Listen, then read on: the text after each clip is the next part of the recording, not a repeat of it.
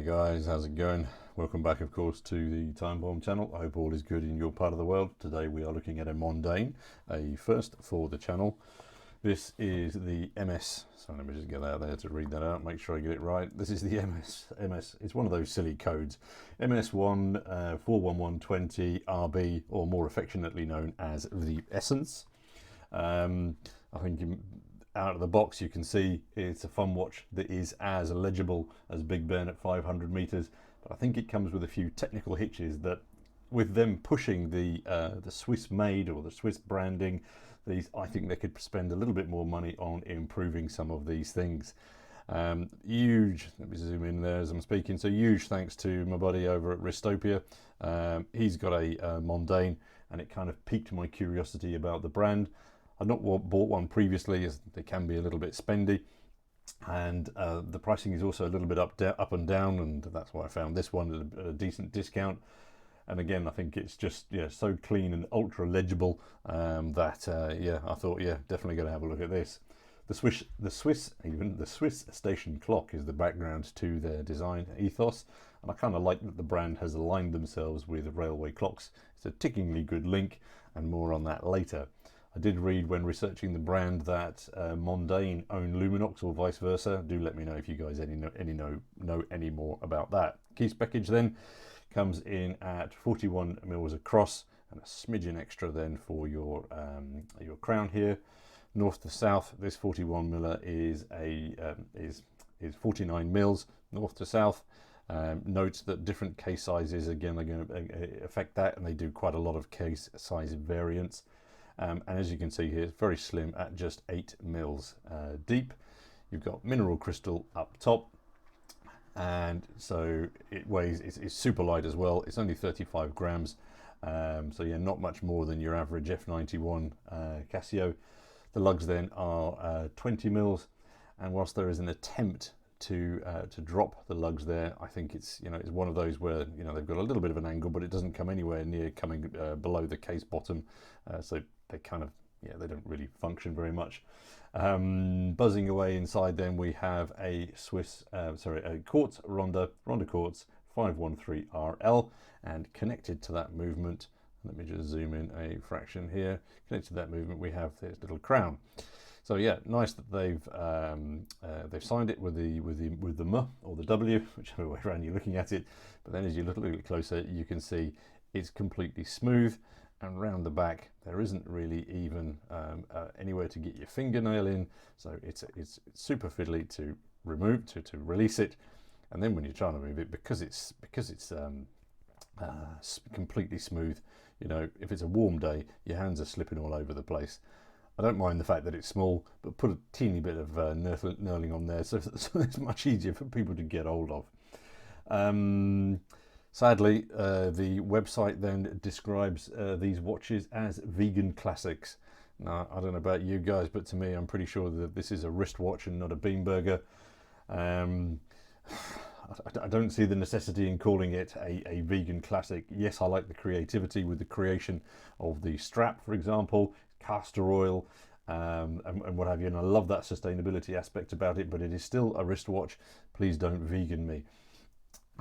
They offer a good range of colours and sizes with these. So as I said before, you've got everything between 36s and upwards, and from the collection it's these forest greens and blues that really tickle my tickly bits, because I think they've picked hues of those colours that really fit well with the clean steel of these. Really nice.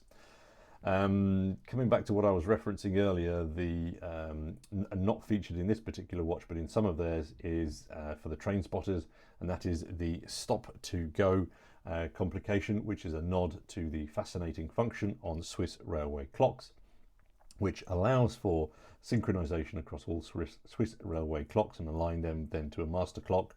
It's achieved by pausing in resumption across a full minute. Created back in the 1940s, that function, so perhaps a precursor to Casio's multi-band 6. The stop-to-go homage is seen through the additional motor in the quartz innards, which controls that seconds hand only. And I've read, though, that the stop-to-go watches sadly aren't notoriously inaccurate. Again, if you've got any experience of that, do let us know. On the wrist, while I'm rambling, as I say, with the weight and the size, etc. It fits brilliantly. My wrist is 7¼ inch, and as I say, it's super clear to read. Very, very lightweight, hugs the wrist, no issues at all, and as I say, very comfortable. So because of that legibility, I can see these being very popular with octogenarians and people like myself with, with fading vision.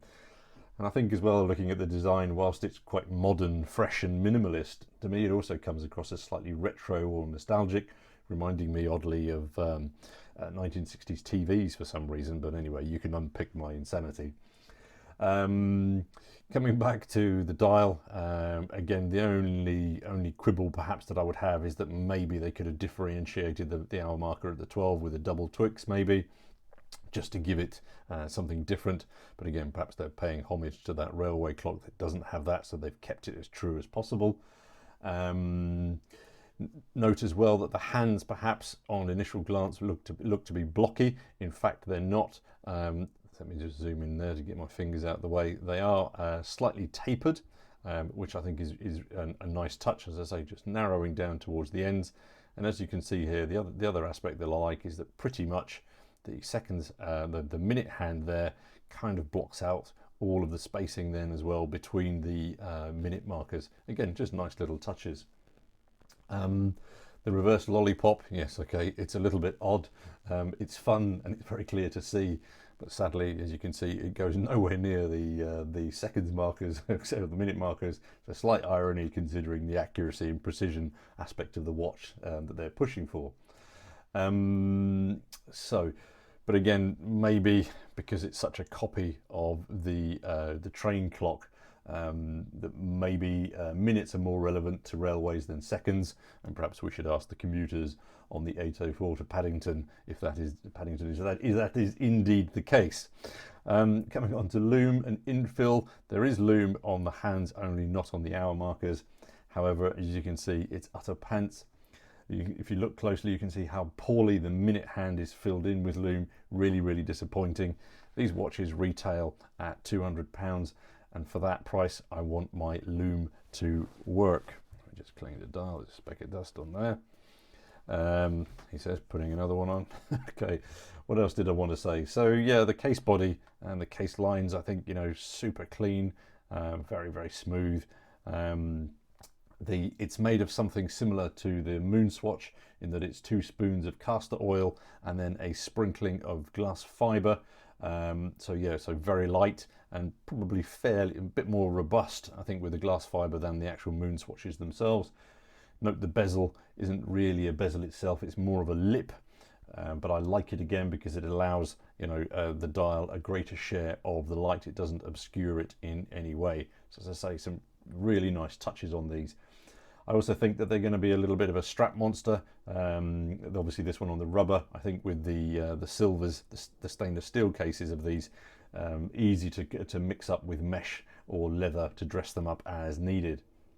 I wonder perhaps one day if they might also consider introducing a GMT version of these, because I think the dial would hold that GMT hand very well, and it reflects also, I think, the travel ethos of the watch itself. Anyway, so those are my muddle thoughts. Again, so you can see just a tiny bit of detailing on the back here to allow some ventilation. Case back then again featuring key details, and obviously quick release strap releases there. Anyway guys, over to you. What do you reckon? Do you have any experience with the brand that you can share with us? Let me know your thoughts of these on this one as well. And thanks as always for your time and for your view, and we'll catch you all in the next video. Cheers.